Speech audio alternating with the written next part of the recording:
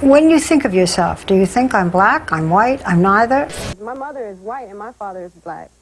His father was a black man from Kenya. His mother, a white woman from Kansas. My mother is Jewish, that's my religion. But my race, I'm black.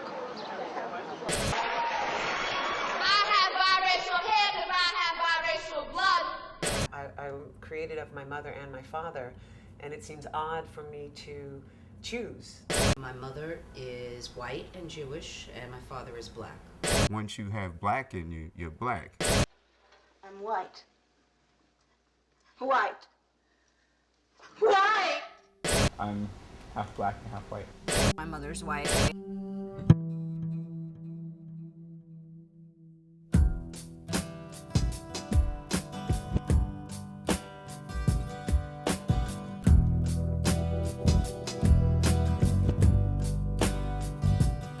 Mulatto.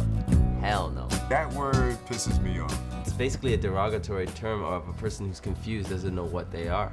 Essentially, what it means is a person that is of mixed race, half white and half black. When I hear mulatto, I think of a mule, and I think of a mule is a thing that has been forced together, is sterile, and so it is negative. I love the word mulatto because I love old, antiquated language that is used to describe race. I love the way that a lot of artists and thinkers and writers are taking back those words and re-signifying them, re-meaning them. A lot of people nowadays use that term because to them it's a better description of what they are racially than either white or black. The what are you question. What is he? What are you?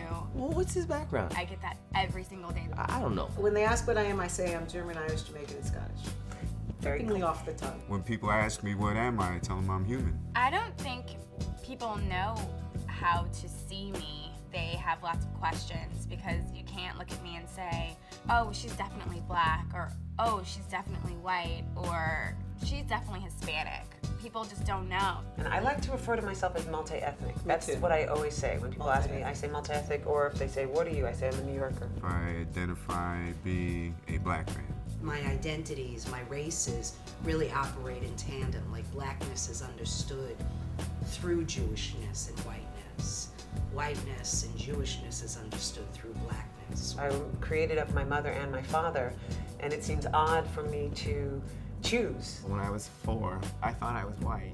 My mom tells me this, I mean, I don't remember, but she had to sit me down and explain to me, no. She did it with coloring crayons, actually. She said, here's brown, and here's white, or here's, peach color. And she would color one and color the other, and she's like, this is you. People of mixed race in particular tend to be conflicted in this society in terms of how they should identify, because society wants to impose one particular identification on them. But quite often what they see in the mirror or in their household, their extended family, contradicts that. The world around me identified me as a black person, and as a result of that, I also identified myself as a black person.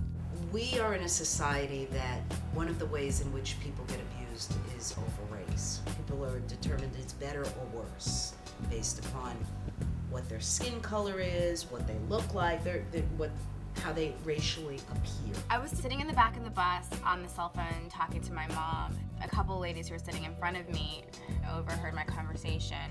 They turn around, they look me in my face, both of them do, and they turn back around and they say, oh my gosh, I cannot believe that's a black girl talking like that. She sounds so white, and they said it so loud, and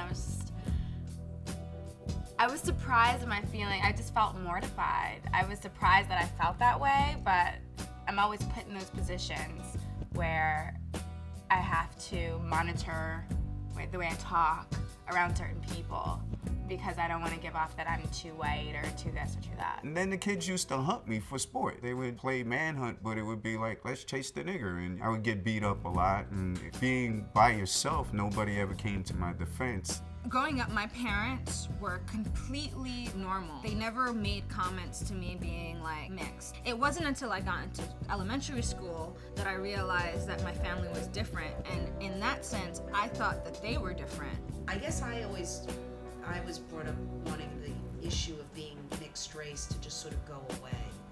You know, it was other people's issue. It wasn't my issue. I wasn't thinking about it. My mom and I were shopping in Manhattan. We were at Bonwit Tellers in New York, and she runs into someone my age, a young girl. I must have been 10, 11 maybe. And, you know, there's this awkward pause, and she introduces her to me as my cousin. This is your cousin Jane. So we said hello, and very briefly, and then Jane left, and that was that. And eventually my mom explained to me that that was my cousin, and that she wasn't sure they even knew I existed. So there was this sort of calculated attempt on this was her sister's daughter, to hide the fact that my mother had a biracial child. It was at that point that I began to become aware that my race was an issue. It's a double-edged sword. One side is very angry and then the other side is thankful, because now I have different cultures in me and I have the knowledge and I bring it together. And then also, you know, like I said, it's, you know, the evolutionary process of humanity that eventually everybody, there won't be those breakdowns of what you are, because everybody will be mixed eventually. Race has been so heavy in the past that we think we have to completely erase it. That's sentimental. No. What you do is you work it through in such a way that it's no longer the fundamental point of reference, but you know it's there. The bar was here, now it's here, and now we have to move it to where it needs to be so that we can enjoy our lives.